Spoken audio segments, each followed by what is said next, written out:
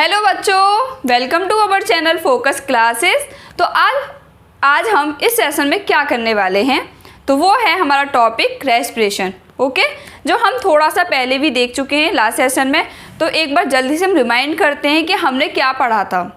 अब लिंक बनानी है, मतलब अगर आपको याद करना है और आज की क्लास में उतने ही इंटरेस्ट के साथ पढ़ना है तो पहले वाला तो याद करना पड़ेगा, क्योंकि अगर आपने पहले की क्लास नहीं देखी है तो आपको ये वाला भी समझ में नहीं आएगा। तो लास्ट क्लास में हमने क्या किया था, रेस्पिरेशन स्टार्ट किया था। रेस्पिरेशन क्या था, तो रेस्पिरेशन में हमने पढ़ा था जैसे हम प्लांट्स जो होते हैं फोटोसिंथेसिस से अपना फूड लेते हैं, जो क्या होता है कार्बोहाइड्रेट होता है, स्टार्च हो सकता है या फिर तुम्हारा ग्लूकोज हो सकता है। तो इसी तरीके से हम लेते हैं, हम कैसा हीटरोट्रॉफिक है। हीटरोट्रॉफिक का मतलब जो फूड लेने के लिए किसी अन्य पर यानी किसी अदर लिविंग पर डिपेंड रहता हो, वो क्या है, हीटरोट्रॉफिक है। तो हम है हीटरोट्रॉफिक। तो हम अपना खाना कैसे लेते हैं, या तो गाय भैंस, मतलब अगर हम दूध वगैरह ले रहे हैं गाय से ले रहे हैं, अगर नॉन वेज खाते हैं लोग तो मीट वगैरह अदर एनिमल से ले रहे हैं। इसी तरीके से अगर वेजिटेरियन भी हैं तो वो अपना खाना कैसे ले रहे हैं, प्लांट से ले रहे हैं। हमारे पास और कोई सोर्स तो नहीं है कि हम खाना कहीं और से लेंगे, तो हम क्या है, हीटरोट्रॉफिक हैं। इसी तरीके से हमने इसमें देखा, वहाँ से हमने खाना ले लिया यानी कि हमें कार्बोहाइड्रेट मिल गया। अब जो कार्बोहाइड्रेट मिला है उसको हम बर्निंग करेंगे। Burning in the sense oxygen के साथ उसे रिएक्ट करेंगे, और जब वो ऑक्सीजन के साथ कार्बोहाइड्रेट रिएक्शन करेगा तो हमें मिलेगा क्या, CO2 plus water and energy, यही मिल रहा था।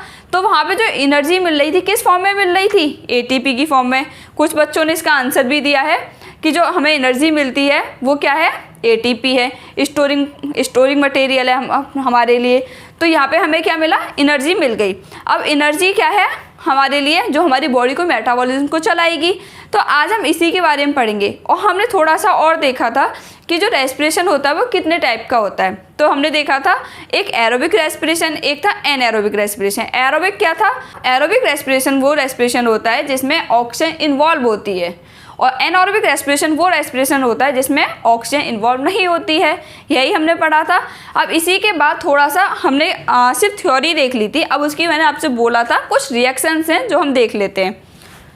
तो देखो ग्लूकोज कितना, ग्लूकोज का फॉर्मूला क्या बताया था आपको, बताइए आप। ये बहुत छोटी छोटी चीज़ें हैं जो आपको याद रखनी पड़ेंगी। तो ग्लूकोज का फॉर्मूला क्या था, C6H12 एंड O6, ठीक है। तो ये कितने कार्बन कंपाउंड है, 6 कार्बन का है। अब इसमें क्या है, ग्लूकोज हमें क्या, एक कार्बोहाइड्रेट है। तो ग्लूकोज मिला, ग्लूकोज साइटोप्लाज्म के अंदर गया। अब ये सब चीज़ें किस में हो रही है, सेलुलर रेस्पिरेशन। सेलुलर का मतलब सेल के अंदर हो रही हैं। तो ग्लूकोज किस में जाएगा, साइटोप्लाज्म में। तो ग्लूकोज किस में गया, साइटोप्लाज्म में सेल के। और साइटोप्लाज्म में जाने के बाद ये जो वो होता है, इससे हमें मिलता है पायरूवेट और एनर्जी यानी कि ATP, और जिसकी मैं आपको काफ़ी बार पूछ चुकी हूँ फुल फॉर्म, तो शायद आपको अब याद हो चुकी होगी, एडेनोसिन ट्राइफॉस्फेट। ओके, तो अब मैं नहीं लिखूंगी यहाँ पे। तो ग्लूकोज कन्वर्ट हुआ किसमें, पायरूवेट प्लस एनर्जी में। अब ग्लूकोज कितने का था, C6 का था, 6 कार्बन का था। जबकि जो पायरूवेट होता है वो C3 का होता है, यानी कि 3 कार्बन का कंपाउंड होता है।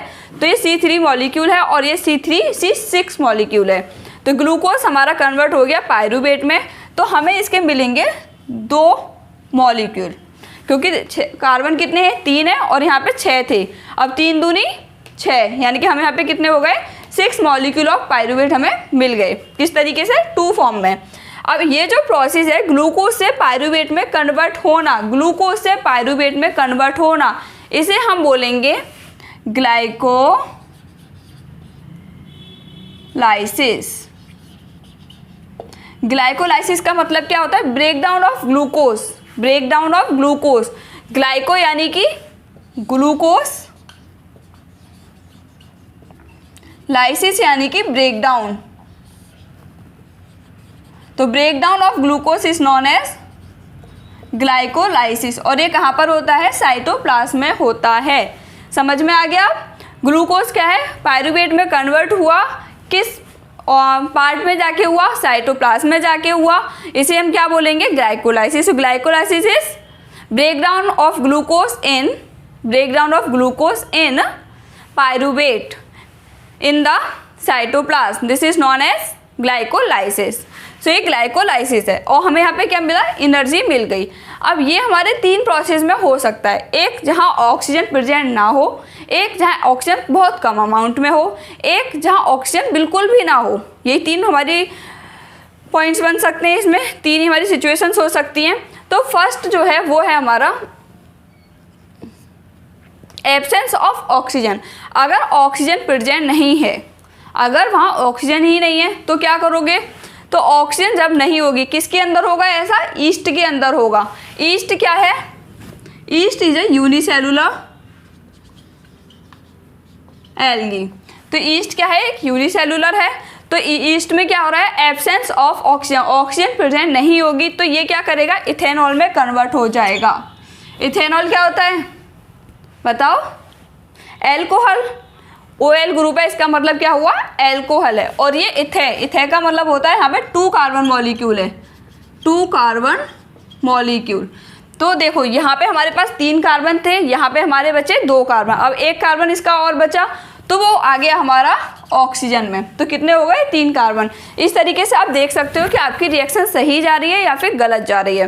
तो यहाँ पे हमें मिला इथेनॉल, जो क्या होता है, एल्कोहल होता है, जो लोग पीते हैं वो वाला एल्कोहल, पी के गुम जाते हैं, और CO2, और यहाँ पे हमें मिला एनर्जी। ओके, सेकंड आता है इसमें लैक ऑफ ऑक्सीजन, मतलब जहाँ ऑक्सीजन की कमी होगी। अब ऑक्सीजन की कमी कहाँ होगी, ये होती है ह्यूमन मसल्स में। ह्यूमन मसल्स में किस तरीके से होगी, अब देखो जो लोग जिम वगैरह करते हैं, जिम का तो आजकल हर किसी को शौक है, पता ही होगा। तो जो लोग जिम करते हैं, तो आपने कभी सोचा है उनकी मसल्स में, उनकी बॉडी में, जिम में ऐसा क्या होता है कि आते हाथ पैर दर्द होने लग जाते हैं, खुद सोचो। या फिर आप पे कोई भारी सा सामान उठाने को बोलते हैं, बाल्टी उठा के बोलें कि नीचे से ऊपर रखाओ, तो तुम्हारे हाथों में दर्द होने लगेगा। 10-5 बाल्टी ऊपर पहुंचवा दी तो तुम बोलोगे यार मम्मी मुझे तो दर्द हो रहा है, मेरे से मत कराया करो ये काम, कि भैया को बुला लो वो कर लेगा आराम से। क्यों कर लेगा वो, सोचा है आपने कभी? तो देखो जिम जब हम करते हैं, जब हम वर्कआउट करते हैं, तो क्या होता है हमारी बॉडी में जो टिश्यूज़ होते हैं, अब आपने देखा होगा जो लोग एक्सरसाइज करते हैं उनकी बॉडी सही रहती है, मतलब सही इन द सेंस बाइसेप्स वगैरह आराम से बन जाते हैं उनके, मतलब आराम से तो नहीं बनते, वो नहीं पता है कितना हार्डवर्क करते हैं, तो मतलब आराम से बन जाते हैं। तो वो बने कैसे बने, हमारी सेल है, सेल के अंदर क्या होगा, डिवीज़न होगा। सेल डिवीज़न आपने थोड़ा 9th में पढ़ा होगा। तो सेल डिवीज़न हुआ, सेल डिवीज़न होने का मतलब है एक सेल दूसरी सेल में डिवाइड हुई। अब सेल के ग्रुप को हम क्या बोल रहे थे, टिश्यू, टिश्यू पढ़ा था। तो टिश्यू में भी यही सेल हैं। तो सेल जब डिवाइड होंगी तो टिश्यू भी खुलेगा और सेल बनेंगी। तो वहाँ पे जब सेल बनी, अब सेल को किसकी ज़रूरत है, ऑक्सीजन की ज़रूरत पड़ेगी। सेल हर किसी की चीज़ के लिए हमें क्या, ऑक्सीजन तो चाहिए ही चाहिए। तो जब हमें ऑक्सीजन चाहिए बहुत ज़्यादा अमाउंट में, लेकिन हमारी बॉडी क्या, जितना हमारी बॉडी को चाहिए सिर्फ उतनी दे रही है, लेकिन अचानक से हम वर्कआउट वगैरह करने लग जाएं तो हमें ऑक्सीजन की ज़्यादा अमाउंट में चाहिए होगी। तो जब हमें ऑक्सीजन पूरी नहीं मिलेगी जितनी हमें रिक्वायरमेंट है उतनी, तो हमारी बॉडी में क्या होगा, पेन होगा। अगर आप मतलब कोई भी एक्सरसाइज कर लें तो आपको पेन होना स्टार्ट हो जाता है। क्यों? क्योंकि आपकी बॉडी में प्रॉपर अमाउंट में ऑक्सीजन नहीं जाती है। ठीक है, जब ऑक्सीजन नहीं जाती है तो यहाँ पे बनता है लैक्टिक एसिड। जबकि हमने उसमें क्या पढ़ा था, रेस्पिरेशन में वाटर एंड CO2 निकलता है, लेकिन यहाँ पे वाटर एंड CO2 की जगह बनता है लैक्टिक एसिड, जो भी है 3 कार्बन मॉलिक्यूल। ओके, ये कहाँ पर हो रहा है, मसल्स में। तो देखो लेग की एक्सरसाइज करते हो तो लेग में होगा, हाथों की करोगे तो हाथों में होगा, अगर भाई किसी को वैसे और भी कुछ वो करना है तो उनमें भी होगा। तो ये क्या है, उतने ही हमारा पेन होना स्टार्ट हो जाता है और यहाँ पे भी हमें एनर्जी मिलेगी। थर्ड है प्रेजेंस ऑफ ऑक्सीजन।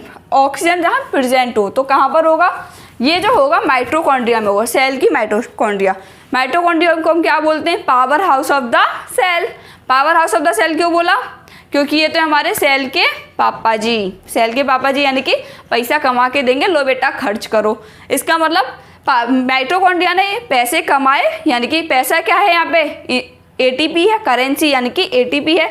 ATP कमाई और हमारी बॉडी में फेंकना, मतलब पूरी सेल को दे दी कि लाओ तुम भी खर्च करो, तुम भी खर्च। जैसे पापा आते हैं ना, हर मंथ हमें पॉकेट मनी मिलती है कि इतना तुम खर्च करो, इतना तुम मतलब इतनी तुम्हारी पॉकेट मनी है। तो ये क्या है, उसी के अकॉर्डिंग ये भी पैसे बांट देता है माइटोकॉन्ड्रिया। तो यहाँ पे हमें मिलता है CO2, वाटर एंड एनर्जी। और अपने जो एनर्जी है जो माइटोकॉन्ड्रिया से यानी कि पापा ने कमाई और बच्चों में बांट दी पॉकेट मनी की तरह। इसी तरीके से सेल में कौन बांटेगा, माइटोकॉन्ड्रिया बांट देगी जितने भी हमारे सेल ऑर्गेनल्स हैं सबको, कि तुम्हें इतनी एनर्जी चाहिए तुम इतनी रखो, तुम्हें इतनी चाहिए तुम इतनी रखो, तुम्हें इतने में काम चलाना है, इस तरीके से पूरे में डिस्ट्रीब्यूट कर देंगे। अब इसके बाद आते हैं गैसेस एक्सचेंज इन प्लांट्स। अब प्लांट्स में कैसे होता है, तो exchange gases through stomata and lenticels. जो प्लांट्स हैं, प्लांट में गैसेस का एक्सचेंज कैसे होगा, स्टोमेटा या लेंटिकल्स के थ्रू। 9th में आप पढ़ के आए होंगे स्टोमेटा क्या होता है। तो स्टोमेटा कहाँ प्रेजेंट होते हैं बताओ, लीफ पर होते हैं। लेंटिकल्स क्या है, छोटे छोटे पोर लाइक स्ट्रक्चर हैं, कहाँ पर, लीफ के ऊपर स्टोमेटा में, उन्हें हमने लेंटिकल्स बोला। देखो जैसे ये क्या है, स्टोमेटा है। अब स्टोमेटा क्या काफ़ी शेप के होते हैं, जैसे डोम शेप्ड है, बीन शेप्ड है, ये डिपेंड करता है कि प्लांट किस टाइप का है, डाइकोट है, मोनोकोट है और कैसा है। तो स्टोमेटा लीफ पर है। अब लीफ पे जब स्टोमेटा है तो ये क्या करेंगे, गैसेस का एक्सचेंज करेंगे। गैसेस कौन सी है, CO2 and O2। So the large intercellular space कैसा है, लार्ज है। Ensure that all cells are in contact, और ये इंश्योर करेगा कि हाँ भाई सारी सेल्स कैसी हैं, कॉन्टैक्ट में हैं विद किसके, एयर के।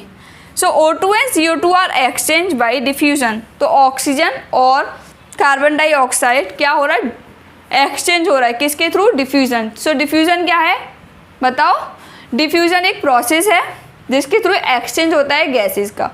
लेकिन अब इससे ज़्यादा डिफ्यूजन क्या है ये आप बताओगे, कमेंट बॉक्स में आपको कमेंट करना है व्हाट इज़ डिफ्यूजन। ये आपका है होमवर्क।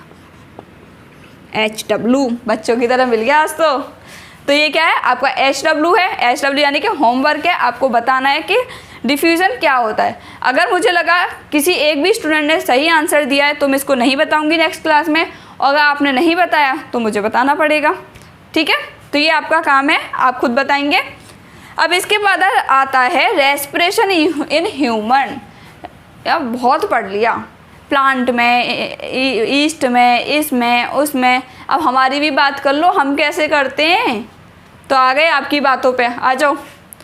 तो रेस्पिरेशन इन ह्यूमन में जैसे कि आपने जब फूड का पढ़ा था, फूड यानी कि न्यूट्रिशन के बारे में पढ़ा था, आपने एलिमेंट्री कैनाल पढ़ी थी पूरी। एलिमेंट्री कैनाल क्या थी, इसी तरीके से यहाँ पे होता है रेस्पिरेशन सिस्टम। तो रेस्पिरेशन सिस्टम में आपका क्या आएगा, आप खुद बताओ, आप सांस कैसे लेते हो। आप जब सांस लेते हो आपके कौन कौन से बॉडी पार्ट्स इन्वॉल्व होते हैं बताओ। आप सांस लेके देखो, इनहेल करो, आप ना आपकी कौन कौन से बॉडी पार्ट ने इसमें इन्वॉल्वमेंट किया बताओ। तो देखो इसमें क्या है, नॉस्ट्रिल्स, आपके नोज, नॉस्ट्रिल्स, ठीक है। इसके बाद आता है नेजल फेरेंक्स। तो नेजल फेरेंक्स आया, नेजल फेरेंक्स के बाद आया नेजल कैविटी, मतलब पूरी नाक की यहाँ बात हो गई आपकी, nostrils, nasal pharynx, nasal cavity. फिर आया फेरेंक्स। फेरेंक्स हमने एलिमेंट्री कैनाल में भी पढ़ा था, लेकिन फेरेंक्स के बाद वहाँ पे क्या गया था, ईसोफेगस, जो आपको बताया गया था, एपिग्लोटिस जो था, जो इनको डिवाइड कर रहा था। तो यहाँ पे क्या, फेरेंक्स, फेरेंक्स के बाद लेरेंक्स, लेरेंक्स को हम बोलते हैं यहाँ पे साउंड बॉक्स, ठीक है। फिर है ट्रैकिया, ट्रैकिया के बाद है ब्रोंकाई, ब्रोंकाई के बाद है लंग्स, लंग्स के बाद है ब्रोंक्यूल्स, ब्रोंक्यूल्स के बाद है एल्वियोलर सैक, एल्वियोलर सैक के बाद है ब्लड कैपिलरीज। यानी कि आप में जब आपने ऑक्सीजन ली, हम क्या लेते हैं, ऑक्सीजन लेते हैं। ऑक्सीजन हमने यहाँ से लेना स्टार्ट किया और इस तरीके से पूरा पाथवे फॉलो करता हुआ हमारा कहाँ तक आ गया, ब्लड कैपिलरीज में। आपने क्या क्या चीज़ें पढ़ी थी, आप पूरे इस चैप्टर में ना बाद में सोचना, अभी मत सोचो, सोचने का भी आपको टाइम देंगे कि हाँ इसमें आप क्या पढ़ के आए हैं और ये क्यों पढ़ा है, आपने इसी सीक्वेंस में क्यों पढ़ा है, आपने पीछे से क्यों नहीं पढ़ा, आपने पहले ट्रांसपोर्टेशन क्यों नहीं पढ़ा, फिर रेस्पिरेशन क्यों नहीं पढ़ा, फिर न्यूट्रिशन क्यों नहीं पढ़ा, ऐसा क्यों नहीं किया। ये इसका भी एक लॉजिक है, आप खुद सोचेंगे बाद में। तो देखो ये क्या है, हमारे पूरा पाथवे हो गया जो हम रेस्पिरेटरी, जैसे हम क्या बोलते हैं, रेस्पिरेटरी ट्रैक्ट या रेस्पिरेटरी पाथवे, ठीक है। अब इसके बाद आता है मैकेनिज्म ऑफ ब्रीथिंग। चलो इसका एक डायग्राम और आपको दिखाते हैं, नॉस्ट्रिल्स और इनका। तो नॉस्ट्रिल्स देखो, जो हमारा नोज वाला पार्ट है वो हमारा नॉस्ट्रिल्स हो गया, फिर उसके पास हो गया नेजल फेरेंक्स। चलो ठीक है, ऐसा करते हैं, इससे बेटर आपको ये ड्रॉ करके दिखाएंगे कि ये कैसे है, आपको एक एक डायग्राम बहुत अच्छे से समझ में आ जाए, ठीक है। तो मैकेनिज्म ऑफ ब्रीथिंग पहले ये देख लेते हैं। ब्रीथिंग में क्या होता है, इनहेल करना और एक्सेल करना। इनहेल यानी कि इनटेक ऑफ ऑक्सीजन, एक्सेल यानी कि एक्सेल ऑफ CO2। हम क्या निकालते हैं, CO2। अब ये मत बोल देना एक्सेल ऑफ O2, ऑक्सीजन नहीं निकाल रहे हैं हम, क्या निकाल रहे हैं, CO2 निकाल रहे हैं। तो क्या है, इनहेलेशन एंड एक्सहेलेशन। क्या है, इनटेक एंड एक्सहेल। इनहेल में क्या कर रहे हैं आप ना, जो भी पढ़ रहे हैं, देखो ये तो फिजिकल है हमारा, फिजिकल इन द सेंस हम इसमें गैस कर सकते हैं कि हमने क्या पढ़ा। जब हम इनहेल करेंगे तो थोरेसिक कैविटी एक्सपेंड करेगी। थोरेसिक कैविटी यानी कि चेस्ट, इट्स मीन चेस्ट। आप इनहेल करके देखो तो हमारा जो चेस्ट होता है वो क्या एक्सपेंड करता है। एक्सपेंड यानी कि आउटसाइड में आ रहा है। तो ये क्या, थोरेसिक कैविटी एक्सपेंड करेगी एंड रिब्स लिफ्ट अप। और जो हमारी रिब्स हैं वो क्या, अपवर्ड साइड में आएंगी। देखो रिब्स जो है वो क्या ऊपर आ रही है। फिर इसके बाद diaphragm become flat in shape. जो हमारा डायफ्राम होता है, डायफ्राम हमने देखा था कहाँ पर होता है, चलो अभी देखेंगे। तो diaphragm become flat in shape. तो डायफ्राम कैसे आया, ऊपर आ गया शेप में।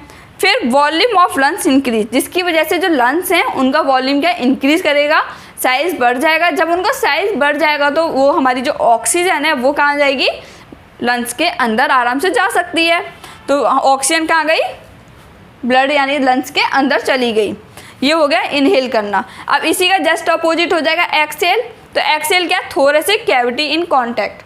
थोरेसिक कैविटी क्या करेगी, कॉन्ट्रैक्ट करेगी, यानी कि जो हमारी चेस्ट है, आप देखो एक्सहेल करो तो जो हमारा चेस्ट वाला पार्ट होता है ये क्या थोड़ा अब पीछे साइड में जा रहा होता है, जबकि हम इनहेल करते हैं तो वो आगे साइड में एक्सपेंड करता है। और यहाँ क्या कर रहा है, कॉन्ट्रैक्ट कर रहा है।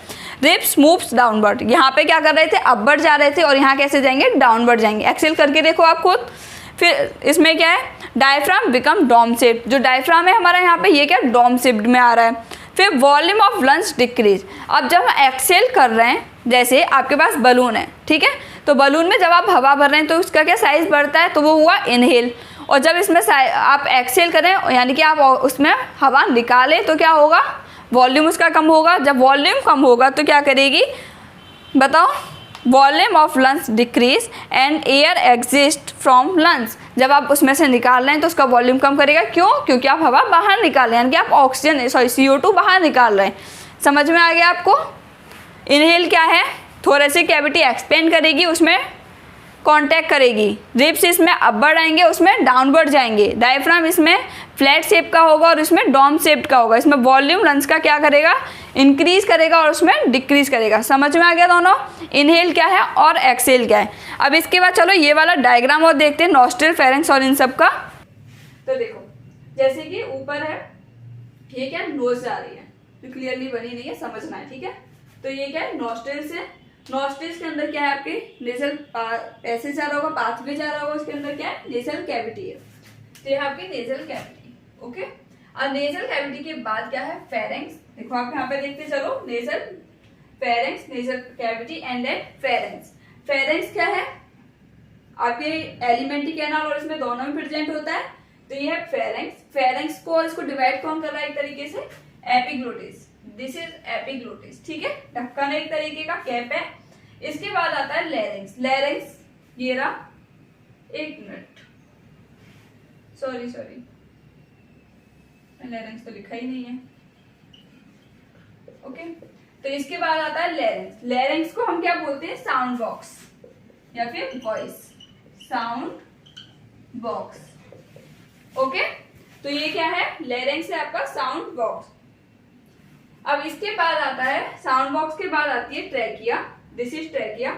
और ये क्या होता है, ट्रैकिया को बोलते हैं वाइंड पाइप। वाइंड पाइप, जहां से आपकी हवा या ऑक्सीजन या CO2 जो है पास होती है। तो ये है वाइंड पाइप।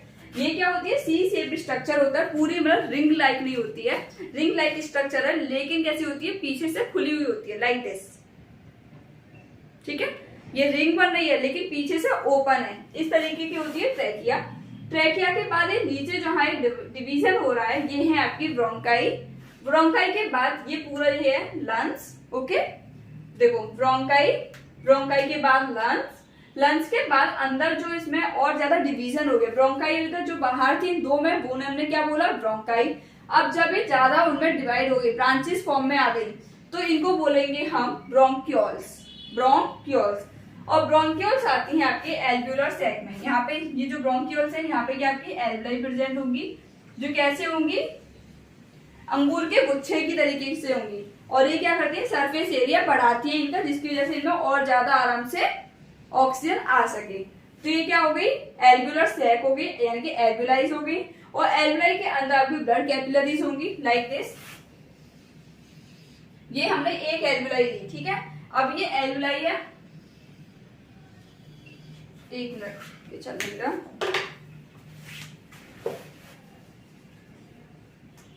ये एल्वुलाई है। अब इस पे इसकी भी मेम्ब्रेन होंगी, एल्वुलर मेम्ब्रेन होगी। और ये जो है आपका डायफ्राम है,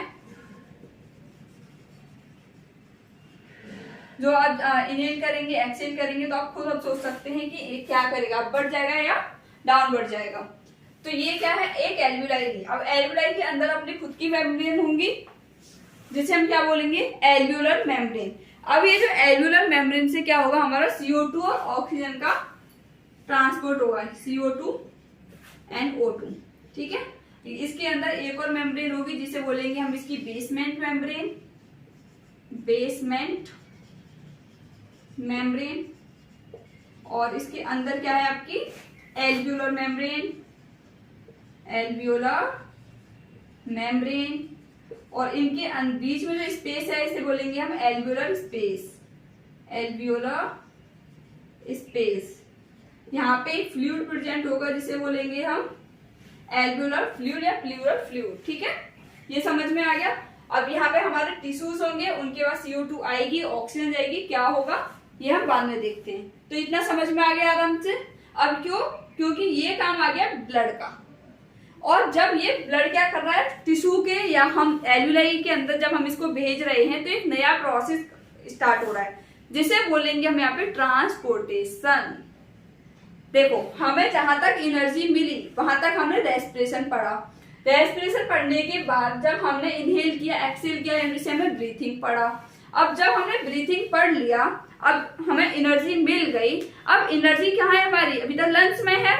लंग्स हमने लंग्स में ही तो हमने अभी ऑक्सीजन वगैरह गई है ना, तो ये कहाँ पर है, सिर्फ लंग्स में। अब लंग्स के बाद ये कहाँ जाएगी, ऐसा तो नहीं है सिर्फ हमें लंग्स में ही जरूरत पड़ती है, हमारे हाथ पैर बिना एनर्जी के चल रहे हैं, ऐसा तो पॉसिबल नहीं है। हमारी बॉडी की हर एक सेल को, हर एक टिश्यू को ऑक्सीजन की जरूरत है।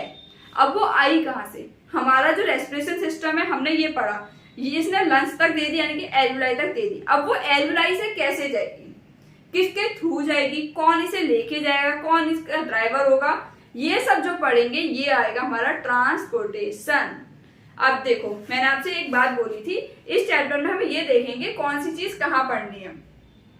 फर्स्ट हमने जब स्टार्ट किया था लाइफ प्रोसेस, तो लाइफ के प्रोसेस में स्टार्टिंग कहाँ से हुई थी, न्यूट्रिशन से। ओके, न्यूट्रिशन पढ़ा हमने जिसमें फोटोसिंथेसिस पढ़ा, फिर उसके बाद हमने अपना हीटरोट्रॉफिक का अलग टाइप का पढ़ा जिसमें हमने एलिमेंट्री कैनाल पढ़ी पूरी। फिर इसके बाद हमने रेस्पिरेशन देख लिया, रेस्पिरेशन क्या है, पहले हमने खाना देखा कितने तरीके का होता है, फिर हमने फोटोसिंथेसिस वगैरह देखा, फिर उसके बाद हमने रेस्पिरेशन देखा जहां हमने खाना जो लिया हमने उसे यूटिलाइज किया। अब यूटिलाइज करने के बाद जो एनर्जी मिली वो पूरी बॉडी में डिस्ट्रीब्यूट करनी है। चल तो हमारी पूरी बॉडी रही है तो हमें डिस्ट्रीब्यूट क्या करना है, पूरी बॉडी में करना है। अब ये डिस्ट्रीब्यूट करेगा कौन, इसका टैक्सी कौन है, इसकी ये ड्राइवर कौन है भाई जो इसको लेके जाएगा, वो हम पढ़ेंगे ट्रांसपोर्टेशन में। ओके, तो इसके बाद आपकी जो नेक्स्ट क्लास होगी वो होगी ट्रांसपोर्टेशन पे, देन उसके बाद ये चैप्टर आपका कंप्लीट हो जाएगा। फिर इसके बाद हम कुछ और नया स्टार्ट करेंगे, नया चैप्टर पढ़ेंगे। तो अगर आपको इस क्लास समझ में आ गई है तो आप शेयर सब्सक्राइब कर सकते हैं। Thank you so much for watching my video. Bye bye, next मिलते हैं ट्रांसपोर्टेशन के साथ में, इसका मतलब कौन भाई ड्राइवर है ये देखेंगे। Bye bye.